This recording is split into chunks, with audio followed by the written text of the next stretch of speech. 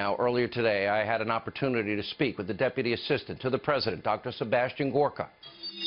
Dr. Gorka, welcome to Hannity. Thanks for being with us. Thank you, Sean. Okay. Am I outlining this right?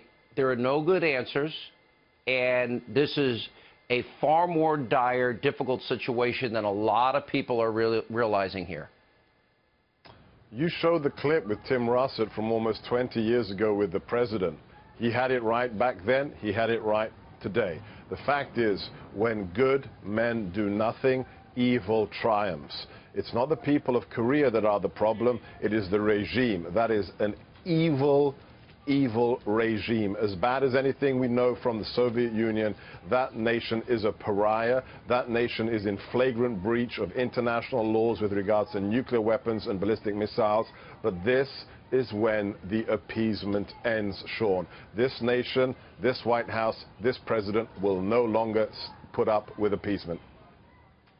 You know, Dr. Gorka, I've analyzed this as closely as I can under a best-case scenario. We had a very important vote over the weekend, and the UN Security Council, 15-0. Let's say all of those nations come together, our allies in Israel, even China, even Russia, even all our Western European allies, and we have to take these sites out because they're a clear and present danger to the entire world. Okay.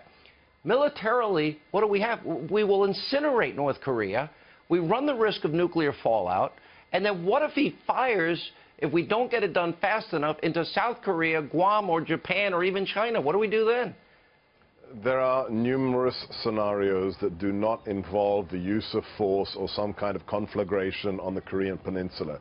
There are covert means, there are means that we don't discuss on television that can incapacitate a regime's capacity to use its military. Secondly, there's the diplomatic and political option. Look at what China just did, Sean. Thanks to the president, thanks to Rex Tillerson, thanks to Ambassador Haley, China, the biggest supporter of North Korea, and Russia said on Saturday, enough is enough. They agreed with us to create the largest sanctions package against North Korea in the last 30 years. China has realized that a buffer state is no longer a buffer state when it is threatening nuclear war. China is in a position to exert pressure, massive economic pressure, as well as political and diplomatic, to denuclearize North Korea. We saw a little movement in that direction after the president met with the president of China, so there's, I guess, a little bit of hope there. Both Ambassador Bolton, who'll join us tonight, and Newt Gingrich last night talked about the capacity of great redundancy with missile defense. Newt talked about 20, 30, 40 attempts to be able to take a missile out of the air. But we know what an electric pulse would do if even it exploded over the United States, killing our power grid, all electronics. That is a very scary scenario where potentially millions could die.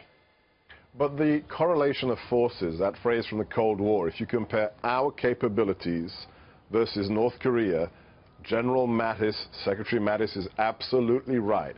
You don't go to war with America, whoever you are, unless you wish to commit suicide. We aren't just a superpower, Sean. We are a hyperpower. World history has never seen a nation as powerful as our great nation.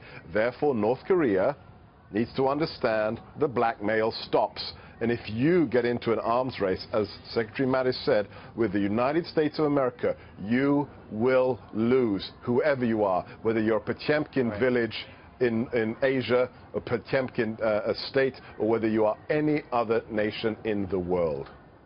Dr. Gorka, thank you. When we come back,